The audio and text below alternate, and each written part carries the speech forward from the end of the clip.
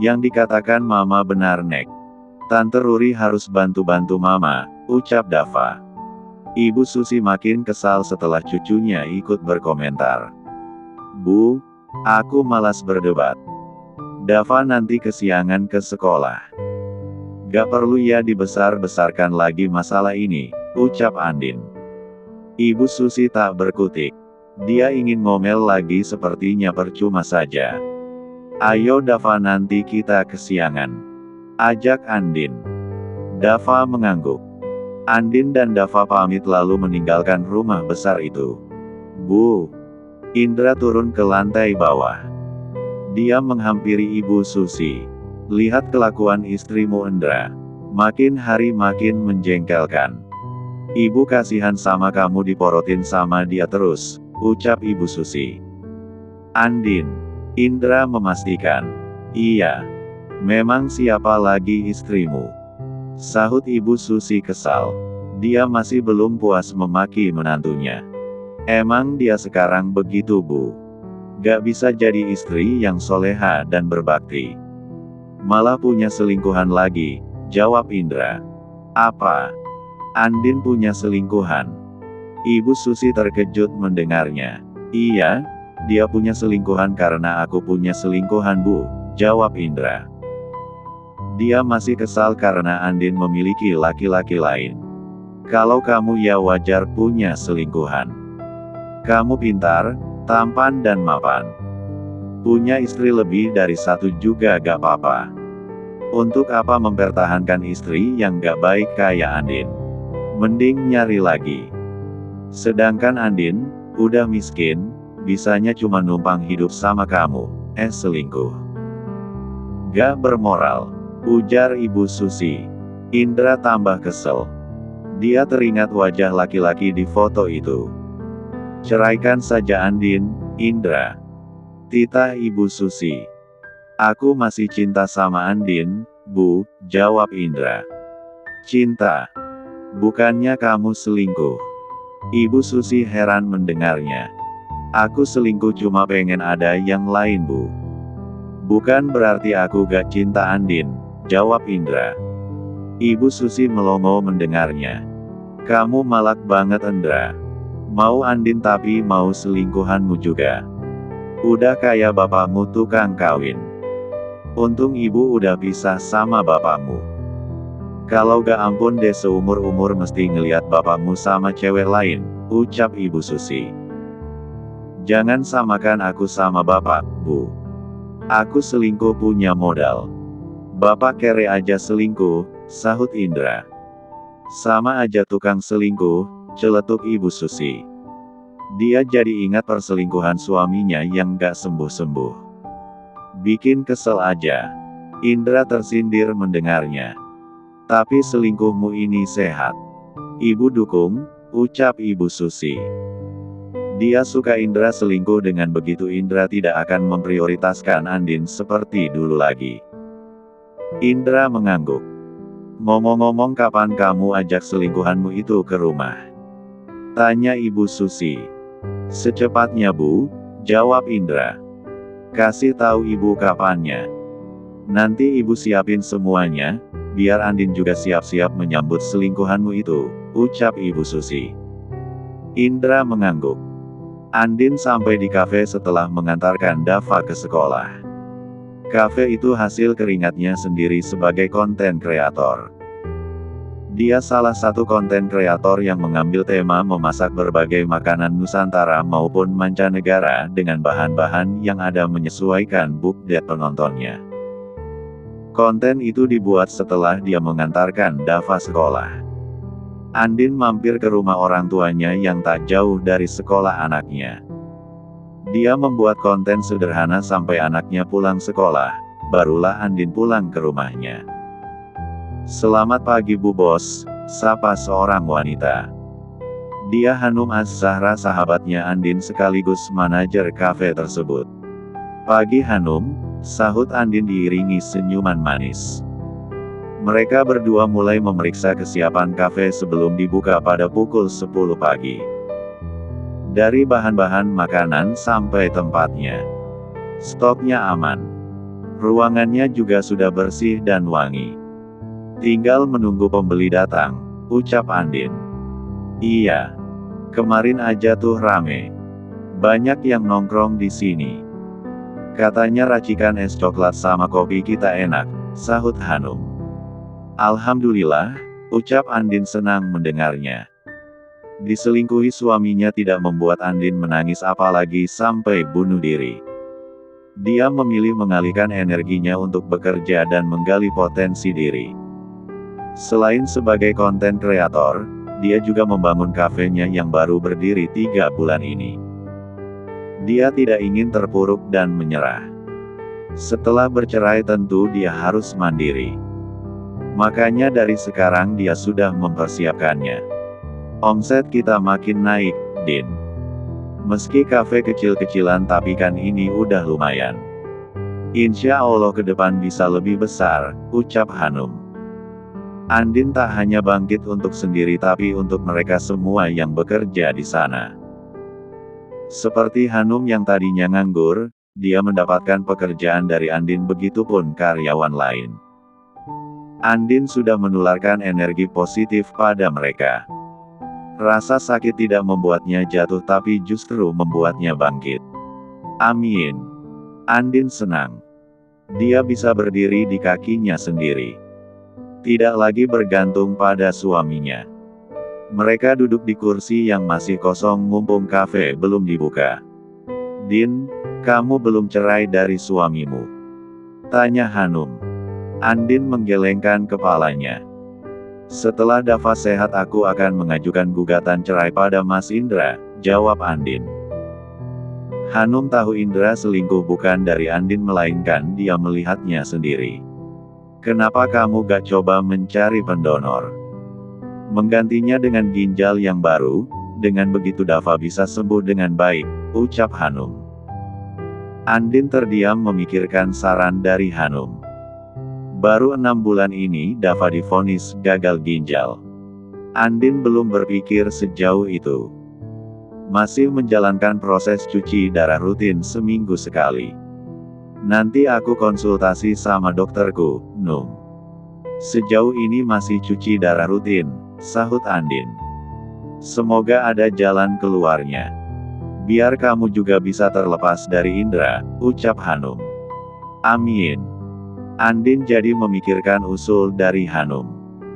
Walaupun tidak akan mudah mendapatkan pendonor. Hanum mengangguk. Terus kamu tahan menghadapi suamimu yang selingkuh terang-terangan gitu? Tanya Hanum. Andin tertawa kecil. Dia menceritakan apa yang dia rencanakan pada Hanum. Kamu dapat dari mana foto laki-laki itu, Din? Tanya Hanum penasaran. Aku dapat dari salah satu aplikasi.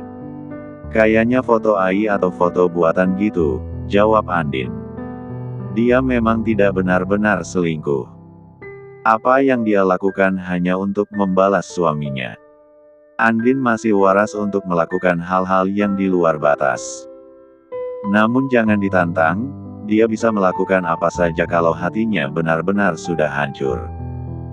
Penasaran? Pasti ganteng ya. Hanum jadi penasaran dengan foto laki-laki tersebut meskipun mungkin laki-laki itu hanya fiksi belaka.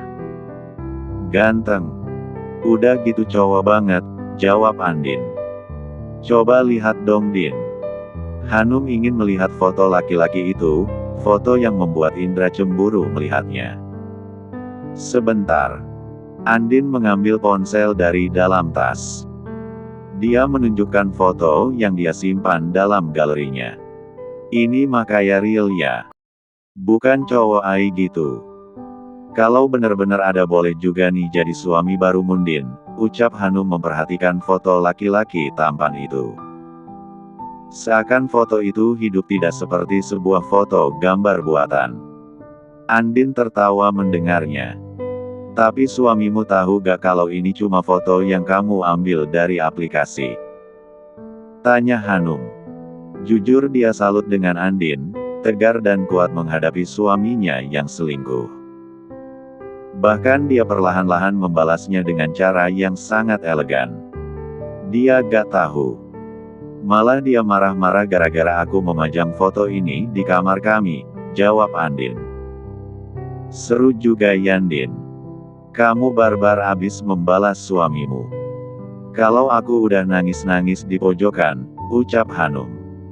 Kalau dia di posisi Andin sudah pasti angkat tangan. Atau mungkin depresi karena trauma yang dialaminya setelah suaminya selingkuh. Andin tertawa. Untuk apa kita menangisi laki-laki yang tidak menghargai perjuangan dan pengorbanan kita? Sampai kita mati pun dia tidak akan peduli. Kalau dia selingkuh, waktunya kita mengupgrade diri. Tunjukkan kalau kita bisa lebih maju tanpa dia, ujar Andin. Hanum mengacungkan 2 jempol kepada sahabatnya itu. Andin benar-benar tangguh dan tidak cengeng hanya karena suaminya selingkuh. Tapi, Andin terlihat memikirkan sesuatu. Tapi apa Andin? Hanum penasaran. Sepertinya sahabat Andin sedang menghadapi sebuah masalah. Entah masalah apa. Mas Indra ingin aku membawa laki-laki itu ke hadapannya. Dia tidak percaya kalau laki-laki itu ada. Dia menganggap aku hanya berimajinasi, jawab Andin. Dia memang berhasil membuat Indra cemburu dan marah, tapi sekarang dia menghadapi masalah lain. Bagaimana dia bisa membawa laki-laki itu ke hadapan suaminya sedangkan laki-laki itu hanya tokoh fiktifnya saja? Aduh, repot juga Yandin. Laki-laki itu kan cuma tokoh fiksi. Mana ada di dunia nyata, ucap Hanum. Dia jadi ikut memikirkannya. Kasihan Andin yang harus menghadapi suami yang tidak tahu diri. Padahal kurang apa Andin? Dia sudah menemani Indra dari nol. Indra di penjara saja dia susah payah untuk membebaskannya. Indra benar-benar kacang lupa kulit. Setelah di atas semua perjuangan dan pengorbanan Andin tak ada harganya. Nah itu dia masalahnya. Aku harus bawa siapa? Dia kan cuma tokoh fiksi, sahut Andin. Hanum membuang nafas gusarnya. Dia memperhatikan kafe yang sudah mulai buka. Tulisan open sudah dipasang di depan pintu masuk. Beberapa orang mulai masuk ke dalam kafe. Duduk dan memesan berbagai menu di sana. Din. Hanum tercengang melihat ke arah pintu. Kedua matanya terbuka lebar. Seperti melihat hantu. Apa Num? Andin bertanya. It garis bawah itu. Hanum menunjuk ke arah pintu masuk kafe. Andin menoleh ke arah pintu masuk. Kedua matanya terbelalak melihat seseorang yang masuk ke dalam kafe. Dia menelan salivanya. Mi garis bawah mirip sama yang di fotomu tadi. Hanum berbicara sambil terbata-bata dan menunjuk ke arah laki-laki tersebut. I garis bawah iya Num, jawab Andin. Dia tak menyangka tokoh fiksinya itu ternyata ada di dunia nyata. Wajahnya sangat mirip, rambutnya, perawakannya bahkan sampai ke kumis tipisnya pun mirip. Jangan-jangan foto yang kamu ambil bukan foto AI atau foto buatan, Din, ucap Hanum. Melihat laki-laki itu seakan nyata bukan hanya khayalannya Andin. Gak tahu Num. Aku cuma asal nyomot, kupikir bukan foto orang, sahut Andin. Kalau ternyata di dunia nyata ada tidak mungkin dia mengambil foto itu. Mungkin dia akan memilih foto AI yang lain. Mereka berdua kaku di tempat. Apalagi saat laki-laki itu semakin mendekat. Jantung keduanya berdebar-debar tak karuan seperti menjadi pelaku dalam sebuah kasus pencurian. Duduk dekat kita Din. Jantungmu aman gak? Tanya Hanum. Berdetak kencang Num. Aku takut, jawab Andin. Kenapa dia beneran ada di dunia nyata? Bagaimana kalau benar-benar bertemu dengan suaminya? Andin jadi khawatir. Ganteng sih Din. Lebih ganteng dari yang difoto. Cocok jadi selingkuhanmu, ucap Hanum. Andin terlihat tegang mendengar celotehan sahabatnya itu. Kamu ngomong apa sih Num? Aku gak ada niatan selingkuh, sahut Andin. Terus ngapain kamu majang foto cogan di seberang kita itu? Tanya Hanum sambil melirik lagi ke samping. Semakin diperhatikan semakin tampan. Mana keren dengan setelan jas rapi dan bersih. Aku cuma mau bikin suamiku patah hati juga, jawab Andin. Tapi dia nyata Din. Bukan fiksi. Kamu harus tanggung jawab jadikan dia selingkuhanmu. Bisik Hanum. Andin geleng-geleng kepala mendengarnya. Dia tak berani melirik. Tak melirik saja harum tubuh laki-laki itu tercium sampai ke hidungnya. Bukannya kamu butuh dia untuk dibawa ke hadapan suamimu? Bisik Hanum. Aku ralat, Num. Aku gak mau. Takutnya suami orang, sahut Andin. Dia benar-benar kena masalah besar. Niat pamer selingkuhan malah beneran ada di dunia nyata. Hanum tertawa kecil mendengarnya. Num. Andin heran melihat Hanum bangun dari kursi lalu menghampiri laki-laki di sampingnya itu. Hamun ngapain? Andin panik melihat Hanum bicara dengannya. Drit, drit, drit. Ponsel Andin bergetar. Dia mengambil ponselnya dan melihat panggilan yang masuk. Sebuah panggilan dari guru di sekolahnya Dava. Mau tak mau dia keluar dari kafe untuk menerima panggilan tersebut. Iya Bu. Andin khawatir. Pasti ada hubungannya dengan Dava putranya. Dava pingsan, Bu Andin. Garis bawah apa? Dava pingsan. Andin panik dan tegang mendengarnya. Sebaiknya ibu segera datang ke sekolah. Iya. Kedua mata Andin berkaca-kaca. Dia takut terjadi sesuatu pada anaknya. Andin bergegas meninggalkan kafe. Dia harus segera ke sekolahnya Dava. Andin berjalan terburu-buru masuk ke sekolah. Matanya terlihat sembab. Sepanjang jalan tadi dia menangis memikirkan putranya. Dava anak yang baik. Sakit pun dia tidak pernah mengeluh hebat padanya. Selalu ceria dan menyemangati Andin sebagai ibunya. Dava, ucap Andin masuk ke ruang guru. Bu Andin. Seorang guru menyapanya. Di mana anak saya, Bu Guru? Andin langsung bertanya. Dia ingin bertemu anaknya dan memastikan dia baik-baik saja. Dava ada di kelas, Bu, jawabnya. Bukannya tadi Dava pingsan? Andin tampak kebingungan dan khawatir. Tadi memang pingsan. Tapi selepas sadar, dia langsung minta belajar lagi di kelas. Dan apa Bu Guru? Andin penasaran. Apapun tentang putranya dia harus tahu. Dia meminta saya tidak memberitahu Anda saat tadi dia sadar, katanya dia tidak ingin membuat Anda khawatir, jawabnya. Air mata Andin menetes di pipinya. Dava masih kecil tapi sudah memahami perasaan ibunya. Masya Allah, ibu punya anak yang baik. Saya sampai terharu mendengarnya. Andin menangis haru. Dia semakin takut kehilangan Dava. Anak yang begitu baik. Jika bisa, dia ingin bertukar tempat dengannya. Sabar ya Bu. Insya Allah Dava sembuh. Kita berdoa sama-sama, ucapnya. Amin. Terima kasih Bu Guru. Andin tahu semua orang yang mengenal putranya pasti tahu seperti apa Dava. Anak yang selalu ceria meski bebannya begitu besar. Saya ingin bertemu Dava, Bu Guru, ucap Andin. Wanita itu mengangguk. Namanya Bu Ririn. Wali kelasnya Dava. Dia orang yang sabar dan lembut. Mari saya antar ke kelasnya Dava. Ajak Bu Ririn. Andin mengangguk. Mereka berdua keluar dari ruang guru. Pergi ke kelas di mana Dava berada. Andin sengaja tidak masuk ke dalam.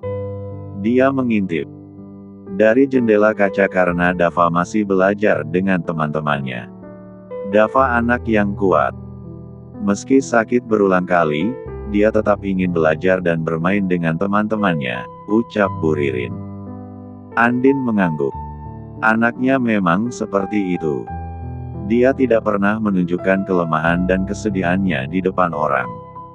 Tapi sekarang Dava tidak sendirian. Ada siswa baru yang sakitnya sama dengan Dava, ucap Bu Ririn. Tadi Dava sudah cerita tentang temannya itu pada saya, sahut Andin.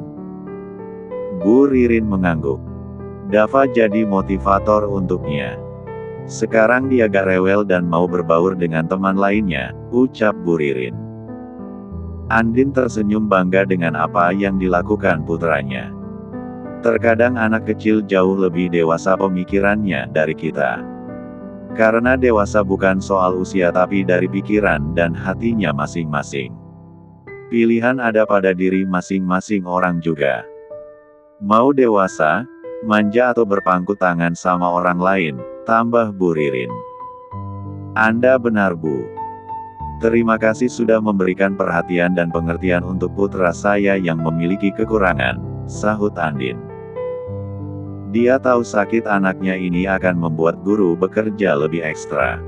Bu Ririn mengangguk. Andin pulang ke rumah bersama Dava. Tadi dia menyempatkan ke rumah orang tuanya untuk membuat satu konten saat Dava masih sekolah. Dia baru akan pulang setelah Dava pulang. Hari ini kegiatannya cukup padat. Untung kafe sudah diserahkan sepenuhnya pada Hanum yang menghandle semuanya. Baru masuk, dia melihat rumah berantakan. Sampah makanan di mana-mana. Begitupun dengan barang-barang yang tidak pada tempatnya.